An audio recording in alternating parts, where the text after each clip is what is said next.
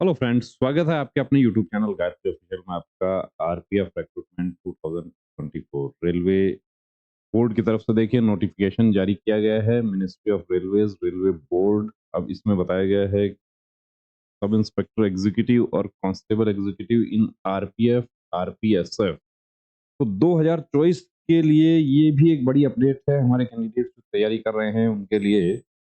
इससे पहले देखिए 2018 में नोटिफिकेशन आया था आरपीएफ का, उसके बाद नहीं आया है। तो अब इसमें पूरा डिटेल बताया गया है टोटल कि किस तरीके से डायरेक्टिव नंबर 65 को एक्सप्लेन किया गया है।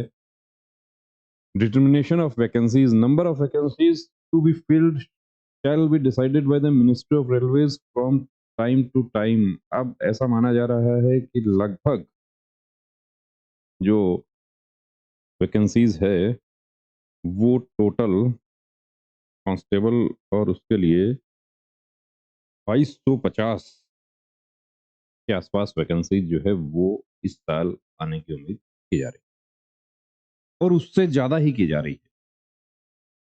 कि यहाँ पर डिटर्मिनेशन ऑफ वैकेंसीज बताया गया है। Current round of recruitment is being done for filling up vacancies of 2000 in the rank of constable. साफ लिखा है यहाँ पर कि 2000 कांस्टेबल रैंक में और 250 इन the rank of sub inspector in RPF RPSF. Instructions of the government for introduction and maintenance of post-based roster shall be separately followed while determining the category-wise vacancy।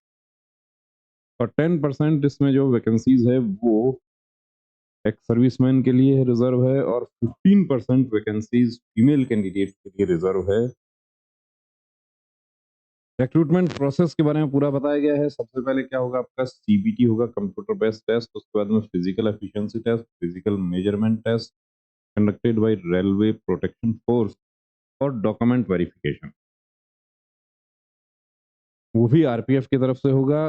Nomination of nodal officer, उसके बाद medical के लिए medical भी इसमें होता है। तो railway के जो हॉस्पिटल्स होते हैं वहाँ मेडिकल होता है। अब इसमें composition of central recruitment committee, उसके बारे में पूरा डिटेल बताया गया है। तो नोटिस जो है वो देखिए, ये नोटिफिकेशन फोर्स का जो रिक्रूटमेंट होता है उसके लिए नोटिफिकेशन नहीं आई है। रेलवे रिक्रूटमेंट बोर्ड का जो इंटरनल कॉरेस्पॉन्डेंस है वो है। अब इसमें sub inspector graduate from a recognised university 20 से 25, और कांस्टेबल के लिए आयु सीमा रहेगी 18 से 25 प्लस रिजर्व कैटेगरी को जो छूट मिलता है वो।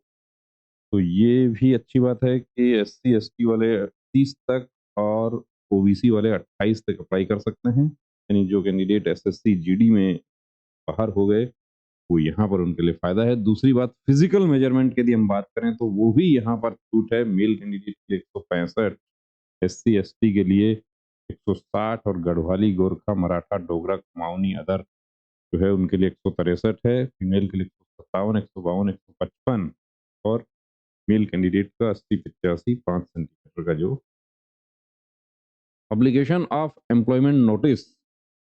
उससे पहले देखिए हाइट में जो छूट है उसका भी फायदा उन कैंडिडेट्स को हो जाएगा जो किसी वजह से एसएससी जीडी में या आर्मी में नहीं जा सकते हैं, उनका फायदा है यहाँ पे। और agencies for processing of application and conducting computer based test shall be done by railway recruitment board as per their own norm. यानी कि एग्जाम कौन करवाएगा, टीसीएस करवाएगा या कोई दूसरी एजेंसी करवाएगी, उसके बारे में भी रेलवे रिक्रूटमेंट बोर्ड डिसाइड करेगा। Mode of filling up of applications by applicant and other conditions it shall be as per the norms of the railway recruitment board।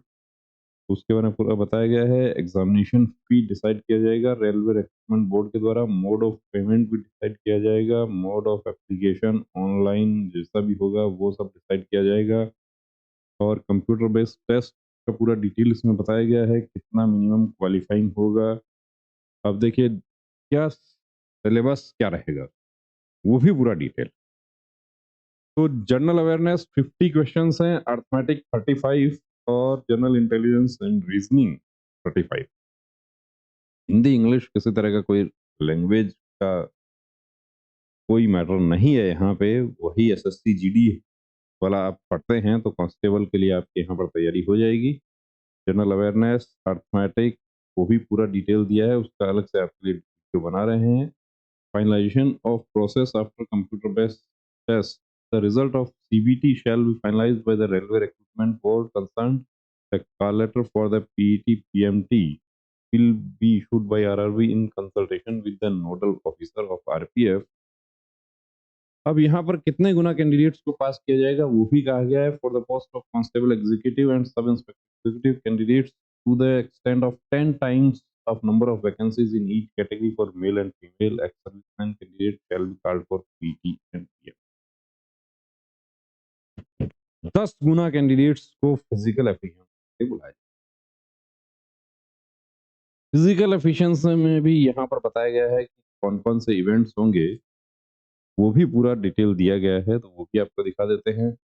देखिए 1600 मीटर है मेल कैंडिडेट्स के लिए। सब इंस्पेक्टर एग्जीक्यूटिव की यदि बात करते हैं तो 6.5 मिनट में, और कांस्टेबल के लिए 5:45, वही आर्मी वाला रनिंग इसमें होता है। तो यहाँ पर ये जो है सबसे बड़ी चीज है कि रनिंग आपको प्रैक्टिस हार्ड लेनी होगी। फीमेल के लिए 800 मीटर है, सब इंस्पेक्टर के लिए 4 मिनट में, और कांस्टेबल एग्जीक्यूटिव के लिए 3 मिनट 40 सेकंड में। लॉन्ग जंप भी है 12 फीट, 9 फीट, 14 फीट, 9 फीट, और हाई जंप भी है। Long jump, high jump extra आपको प्रैक्टिस करना होगा। तो डिटेल वीडियो का इंतजार आप कीजिए, बाकी जो और भी इसकी शर्तें हैं उसके बारे में बात करेंगे। अच्छी खबर है हमारे तमाम उन कैंडिडेट्स के लिए जो यूनिफॉर्म पहनना चाहते हैं।